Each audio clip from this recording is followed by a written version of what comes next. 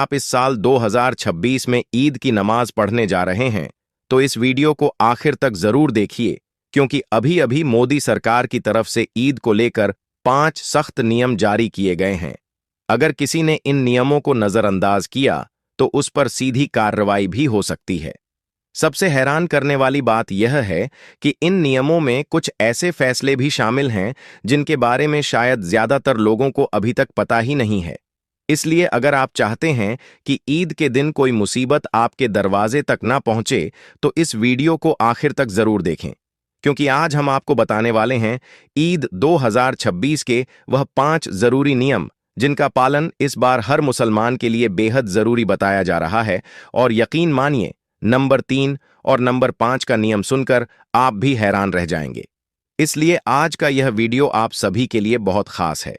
आप इसको आखिर तक जरूर देखें और इन 5 नियमों के बारे में आप अच्छी तरह से जान लें, और इस बार ईद के मौके पर आप यह 5 गलतियां भूल कर भी ना करें, वरना आप लोग बर्बाद हो जाओगे। और इसके साथ ही आप सबसे यह गुजारिश है कि आप इस वीडियो को लाइक करें या ना करें, मगर मेहरबानी करके इसे शेयर जरूर कर दें ताकि और भी मुसलमानों के पास भी यह वीडियो पहुंच जाए। तो चलिए दोस्तों, शुरू करते हैं।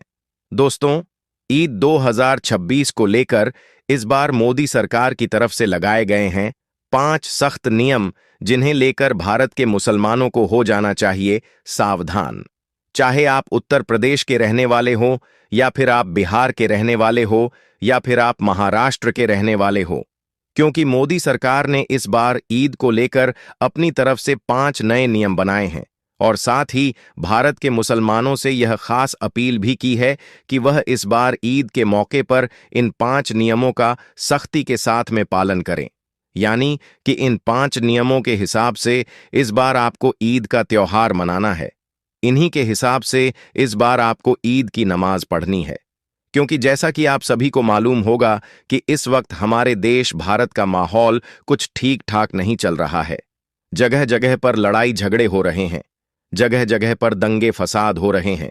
इसी वजह से हमारे यहाँ का माहौल दिन ब दिन बिगड़ता ही जा रहा है।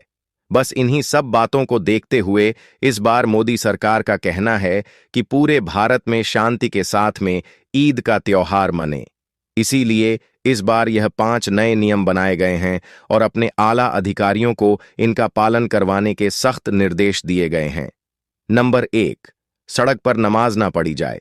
दोस्तों, मोदी सरकार ने अपना पहला नियम तो यह बनाया है कि इस बार ईद के मौके पर कोई भी मुसलमान मस्जिदों के बाहर यानी कि सड़क पर खड़े होकर नमाज ना पढ़ने पाए। यानी कि ईद की नमाज सिर्फ मस्जिदों के अंदर ही पढ़ी जाए।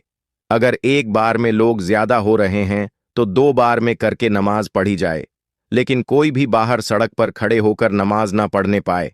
इसके लिए जितनी भी बड़ी बड़ी मस्जिदें हैं उनके आगे पुलिस की तैनाती रखी जाए, ताकि किसी भी तरह का कोई माहौल खराब ना हो सके। क्योंकि अगर आप सड़क पर यानी कि रोड के बीच में नमाज पढ़ोगे तो इससे तनाव बढ़ेगा और इससे माहौल खराब होगा। इसलिए इस बार बिल्कुल भी ईद की नमाज सड़क पर ना पढ़ी जाए। ऐसा इसलिए क्योंकि इस बार ईद के साथ साथ नवरात्रा भी शुरू होने वाली है। इसीलिए इस बार मोदी सरकार का कहना है कि इस बार ईद के मौके पर किसी भी तरह की कोई लापरवाही बर्दाश्त नहीं की जाएगी। बस इसी वजह से इस बार मोदी सरकार का सख्त लहजे में कहना है, इस बार ईद के मौके पर अराजकता फैलाने वालों पर कड़ी नजर रखी जाए और फिर ऐसे लोगों पर सख्त से सख्त कार्रवाई की जाए। दोस्तों, मोदी सरकार के इसी बयान के बाद उत्तर प्रदेश के सीईओ ने आज ही एक मीटिंग की है, जिसमें बाकायदा इस बात का ऐलान किया गया है कि इस बार ईद के मौके पर अगर कोई मस्जिद के बाहर सड़क पर नमाज पढ़ता हुआ दिखाई दिया तो उसके खिलाफ सख्त से सख्त कार्रवाई की जाएगी। और यही नहीं, इसके साथ ही उत्तर प्रदेश की पुलिस ने इस बात को भी ऐलान किया है कि इस बार ईद के मौके पर कोई भी शख्स संगीत रोड के बीच में नमाज पढ़ता हुआ दिखाई दे तो उसका पासपोर्ट और उसका लाइसेंस फौरन ही जब्त कर लिया जाएगा और उसके खिलाफ कड़ी से कड़ी कार्रवाई की जाएगी। दरअसल ऐसा इसीलिए क्योंकि उत्तर प्रदेश पुलिस का कहना है कि पिछली बार हमारे मना करने के बावजूद भी काफी लोगों ने सड़क पर नमाज पढ़ी थी। यह देखकर फिर हमने तकरीबन 200 लोगों पर मुकदमा भी दर्ज किया था। लेकिन फिर उनमें से तकरीबन लोग बाहर विदेश में भाग गए थे। बस इसी बात को देखते हुए इस बार हमने यह नियम लागू किया है ताकि कोई भी बाहर सड़क पर नमाज ना पढ़ने पाए, और इसी बीच अगर कोई बाहर सड़क पर नमाज पढ़ता हुआ दिखाई दे देता है तो उस पर कड़ी से कड़ी कार्रवाई की जा सके, यानी कि ऐसा करने वाला आरोपी विदेश ना भाग जाए। इसीलिए ऐसे लोगों के पासपोर्ट जब्त किए जाएंगे। खैर दोस्तों, जो भी हो, मेरी आप सबसे यही गुजारिश है कि आप इस बार ईद के मौके पर यह गलती भूल कर भी ना करें, यानी कि मस्जिद के बाहर खड़े होकर, यानी कि सड़क पर खड़े होकर नमाज ना पढ़ें। अगर आपके पास में मस्जिद में जगह कम है, अगर आपकी मस्जिद छोटी है, तो आप 2 बार में करके या 3 बार में करके नमाज पढ़ लें, लेकिन बाहर सड़कों पर नमाज ना पढ़ें। इसके अलावा मोदी सरकार ने इस बार अपने आला अधिकारियों के लिए यह भी फरमान जारी किया है, संगीत, कि इस बार ईद के मौके पर साफ सफाई का भी खास ध्यान रखा जाए, यानी कि कोई भी शख्स ईद पर गंदगी ना फैलाने पाए, क्योंकि इसी महीने की 19 तारीख से नवरात्रा शुरू होने वाली है। इसलिए इस बार इस मामले में किसी भी तरह की कोई कोताही ना बरती जाए। नंबर 2, ड्रोन कैमरों से खास नजर रखी जाए। दोस्तों, मोदी सरकार ने अपने आला अधिकारियों के लिए दूसरा फरमान यह जारी किया है कि इस बार ईद के मौके पर पूरे देश में कहीं पर भी कोई माहौल खराब ना होने पाए। इसके लिए जगह जगह पर ड्रोन कैमरों से लोगों पर नजर रखी जाए, और अगर कहीं पर कोई माहौल खराब होता है तो ऐसी जगहों पर फौरन ही धारा 144 लगाते हुए वहां पर नियमों का सख्ती के साथ में पालन करवाया जाए। और यही नहीं, ऐसे जगहों पर सादी वर्दी में पुरुष और महिला पुलिस को तैनात किया जाए और ड्रोन कैमरों से ऐसी जगहों की खास निगरानी रखी जाए। इसका मतलब यह है कि इस बार ईद के मौके पर मोदी सरकार ने अपने आला अधिकारियों को यह सख्त निर्देश दिया है कि इस बार ईद के मौके पर ड्रोन कैमरों से खास नजर रखी जाए और जगह जगह पर पुलिस को तैनात किया जाए, ताकि कहीं पर संगीत भी कोई सांप्रदायिक माहौल खराब ना हो सके।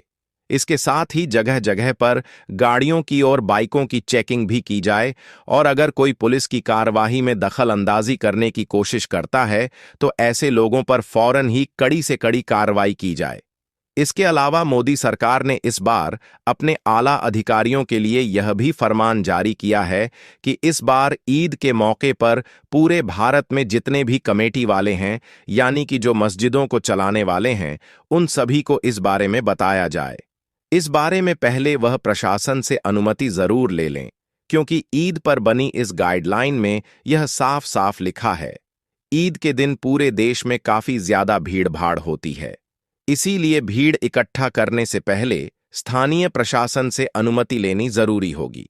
तो दोस्तों, याद रखें, अगर आपके इलाके में ईद के मौके पर भीड़ भाड़ ज्यादा होती हो, खास करके शहरी इलाकों में जहां पर मुसलमानों की आबादी ज्यादा रहती हो, ज्यादा भीड़ भाड़ ज्यादा इकट्ठा होती हो, वहां पर कमेटी वालों को चाहिए कि वह अपने स्थानीय प्रशासन से पहले अनुमति जरूर ले लें, और हो सके तो 2 से 4 पुलिस वालों को भी जरूर बुला लें, ताकि कहीं पर भी कोई तनाव ना फैल सके, यानी कि शांति के साथ में ईद संगीत की नमाज पढ़ी जा सके। नंबर 3, सोशल मीडिया पर खास निगरानी रखी जाए। दोस्तों, मोदी सरकार ने इस बार ईद के मौके पर अपने आला अधिकारियों के लिए तीसरा आदेश यह जारी किया है कि इस बार ईद के मौके पर सोशल मीडिया पर 24 घंटे खास निगरानी रखी जाए। इसका मतलब यह है, इस बार ईद के मौके पर कोई भी शख्स सोशल मीडिया के जरिए से किसी भी तरह की कोई आपत्तिजनक पोस्ट न कर दे पाए, और खास करके ईद के दिन इस बात का खास ध्यान रखा जाए, और अगर कोई इस दिन सोशल मीडिया पर गलत पोस्ट डालता है या अफवाह फैलाने की कोशिश करता है तो उस पर कड़ी से कड़ी कार्रवाई की जाए। और यही नहीं, इसके अलावा मोदी सरकार ने अपने आला अधिकारियों को यह भी सख्त निर्देश दिया है कि जो लोग ईद के मौके पर भड़काऊ बयानबाजी करते हैं तो ऐसे लोगों के साथ सख्ती के साथ निपटा जाए, यानी कि ऐसे लोगों पर भी खास नजर रखी जाए और फिर उन पर कड़ी से कड़ी कार्रवाई की जाए। इसके लिए सोशल मीडिया पर 24 घंटे खास निगरानी रखी जाए, ताकि कोई भी शख्स संगीत ईद के मौके पर कोई भी अफवाह न फैलाने पाए और ना ही कोई आपत्तिजनक पोस्ट करने पाए, और माहौल खराब करने वाले लोगों पर कड़ी से कड़ी कार्रवाई की जाए। नंबर 4, लाउडस्पीकर नियम।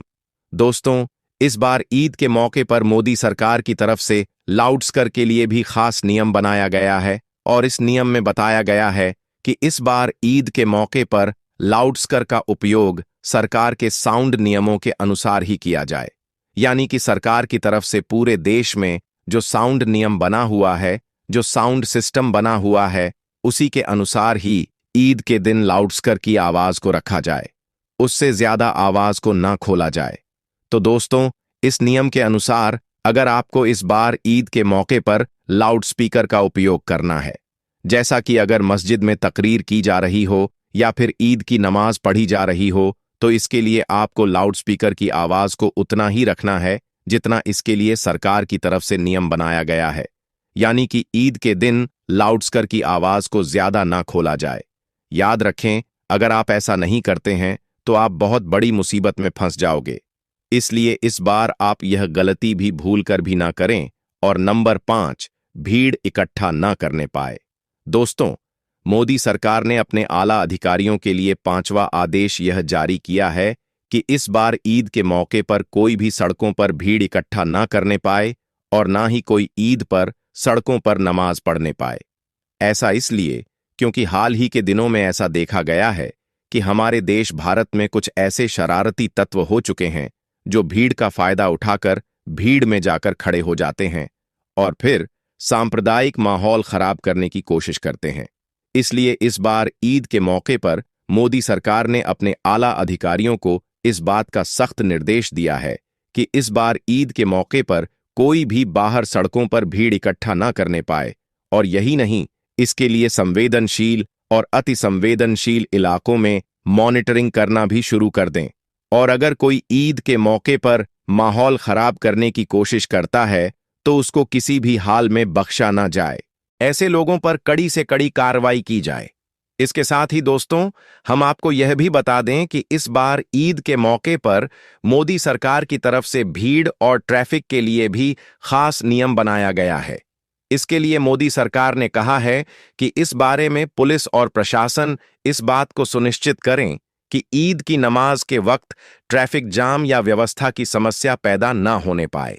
यानी कि इस बार पुलिस को भी इस बात की जिम्मेदारी दी गई है कि ईद की नमाज के वक्त ट्रैफिक जाम न होने पाए। तो दोस्तों, मोदी सरकार ने इस बार ईद के मौके पर अपनी तरफ से यह 5 नए नियम बनाए हैं जिन पर अमल करना हर मुसलमान के लिए बहुत जरूरी है। अब आपको बताते हैं कि ईद का त्योहार क्यों मनाया जाता है और ईद का त्योहार दुनिया को क्या पैगाम देता है। जानकर आप भी हैरान रह जाओगे, इसलिए आप इस वीडियो को पूरा जरूर देखें। दोस्तों, याद रखें, रमजान का महीना इस्लामी कैलेंडर के हिसाब से 9वां महीना है जो सबसे मुबारक और पाक महीना है। रमजान के महीने में मुसलमान पूरे महीने भूखे प्यासे रहकर रोजे रखते हैं और अल्लाह ताला की खूब इबादत करते हैं।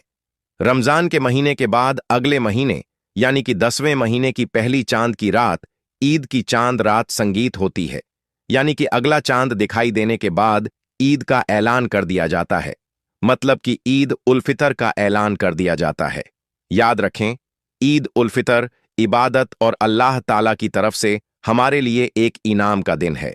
इस दिन मुसलमान अल्लाह ताला का शुक्र अदा करते हैं कि अल्लाह ने हमें रोजा रखने की तौफीक दी, ताकत दी और हमको गुनाहों से महफूज रखा। इसके अलावा हम आपको यह भी बता दें कि रमजान के मुबारक महीने में ही कुरान पाक नाजिल हुई थी। इसीलिए मुसलमान ईद के दिन इस बात की भी खुशियां और जश्न मनाते हैं। इसके अलावा रमजान के पूरे महीने में मुसलमान रोजा रखते हैं, अल्लाह ताला की इबादत करते हैं और कामयाबी हासिल करते हैं। ईद इस बात का भी एक जश्न है।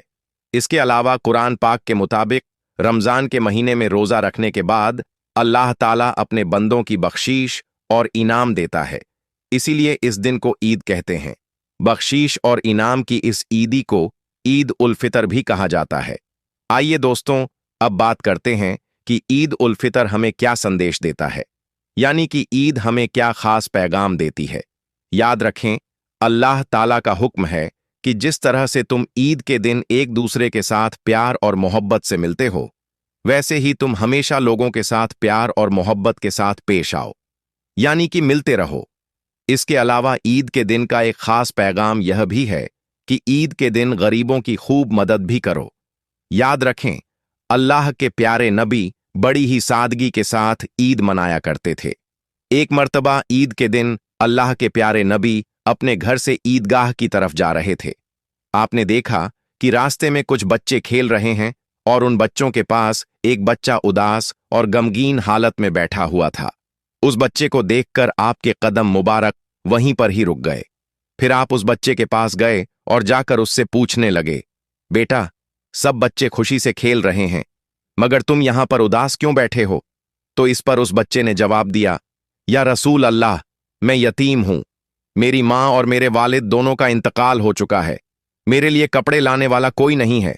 आज अगर मेरी माँ जिंदा होती तो आज मुझे भी मेरी माँ नहलाकर नए कपड़े पहनाती और फिर मैं भी खुशी खुशी से इन बच्चों के साथ खेलता और फिर ईदगाह में जाता। बस यही सोच सचकर मैं उदास और गमगीन हूं। बस इतना सुनना था। अल्लाह के प्यारे नबी की आंखों में आंसू आ गए। फिर आपने उस बच्चे से कहा, बेटा तुम मेरे साथ आओ, आज मोहम्मद तुझे अपना बेटा मानता है। फिर आप उस बच्चे को साथ लेकर वापस अपने घर आए और फिर उस बच्चे से कहा, आज से हजरत आयशा तुम्हारी माँ है, हजरत फातिमा तुम्हारी बहन है और हसनैन तुम्हारे भाई हैं। इसके बाद अल्लाह के प्यारे नबी ने अपनी बीवी हजरत आयशा रजी अल्लाहु ताला अन्हा से कहा, ए आयशा, इस बच्चे को नहलाओ, यह बच्चा यतीम है। यह सुनकर फिर हजरत आयशा ने उस बच्चे को नहला दिया। इसके बाद अल्लाह के प्यारे नबी ने अपनी चादर के दो टुकड़े किए, एक को उसके बदन पर तहबंद की तरह बांध दिया और दूसरा कपड़ा उस बच्चे को ओढ़ा दिया। दोस्तों, संगीत। इसके बाद हजरत आयशा ने उस बच्चे के सर में तेल लगाया और उसके बालों में कंघी की, फिर उसमें सुरमा लगाया, खुशबू लगाई। फिर जब वह बच्चा तैयार हो गया तो वह बहुत खुश हो गया। फिर वह बच्चा अल्लाह के प्यारे नबी के साथ चल पड़ा। यह देखकर फिर अल्लाह के प्यारे नबी उस बच्चे के सामने आकर बैठ गए और फरमाया, आज तुम पैदल नहीं चलोगे, तुम आज मेरे कंधे पर सवार होकर ईदगाह में जाओगे। इसके बाद अल्लाह के प्यारे नबी ने उस बच्चे को अपने कंधों पर बिठा लिया और ईदगाह की तरफ चलने लगे। फिर जब आप उस जगह पर पहुंचे जहां पर सब बच्चे खेल रहे थे, तो उन बच्चों ने अल्लाह के प्यारे नबी के कंधों पर उस बच्चे को देखा जिसको वह अपने साथ खेल संगीत भी नहीं रही थी। वह बच्चा नहा धोकर अल्लाह के नबी के कंधों पर सवार था। यह देखकर वह सब बच्चे हैरान रह गए। फिर उन बच्चों ने अल्लाह के प्यारे नबी से सलाम किया। इसके बाद उस बच्चे ने उन बाकी बच्चों को बताया कि अल्लाह के प्यारे नबी मुझे ईद की नमाज पढ़ाने के लिए ईदगाह में ले जा रहे हैं। अब मैं अल्लाह के प्यारे नबी का बेटा बन गया हूं। यह सुनकर फिर उन बच्चों में से एक बच्चे ने कहा, काश हम भी यतीम होते तो अल्लाह के प्यारे नबी हमें भी अपने कंधों पर बिठाते और फिर हमें भी ईदगाह तक ले जाते। दोस्तों, इसके बाद अल्लाह के प्यारे नबी उस बच्चे को साथ लेकर ईदगाह में पहुंच गए और फिर जब आप मेंबर पर चढ़ने लगे तो वह बच्चा नीचे बैठने लगा। यह देखकर फिर आपने उस बच्चे से कहा कि आज तुम मेरे साथ मेंबर पर बैठोगे। फिर जब आप बैठे तो उस बच्चे को भी अपने पास में बिठा लिया और फिर आपने मोहब्बत के साथ उस संगीत बच्चे के सर पर हाथ रखा और फरमाया, ए लोगों, जो आदमी किसी यतीम के सर पर मोहब्बत और शफकत का हाथ रखेगा तो उसके हाथ के नीचे जितने भी बाल होंगे अल्लाह ताला उसके नाम आमाल में उतनी ही नेकियां लिख देगा। और फिर आपने मजीद फरमाया कि किसी यतीम की देखभाल करने वाला और मैं जन्नत में इस तरह से साथ होंगे जिस तरह तरह से हाथ की यह दो अंगुलियां साथ में होती हैं। फिर आपने अपनी दोनों अंगुलियों को मिलाकर दिखाया। तो दोस्तों, यह है ईद का असली मतलब। ईद का मतलब सिर्फ अपनी ही खुशी नहीं है, बल्कि अपने आसपास सबको खुश करना है। आज हम अपने लिए और अपने बच्चों के लिए तो नए नए और तरह तरह के कपड़े खरीद लेते हैं, मगर क्या हम अपने आसपास में रहने वाले ऐसे बच्चों के लिए भी सोचते हैं जिनके पास कुछ भी नहीं है? अगर आपके आसपास भी ऐसे यतीम बच्चे और गरीब बच्चे रहते हैं तो आप उनका ख्याल भी जरूर रखना। अल्लाह ताला आपको इसका खूब अजर देगा। वीडियो अच्छा लगा हो तो आप इसे दिल से एक लाइक जरूर कर दें और मेहरबानी करके इसे शेयर भी कर दें ताकि ईद आने से पहले पहले यह वीडियो और भी लोगों के पास पहुंच जाए।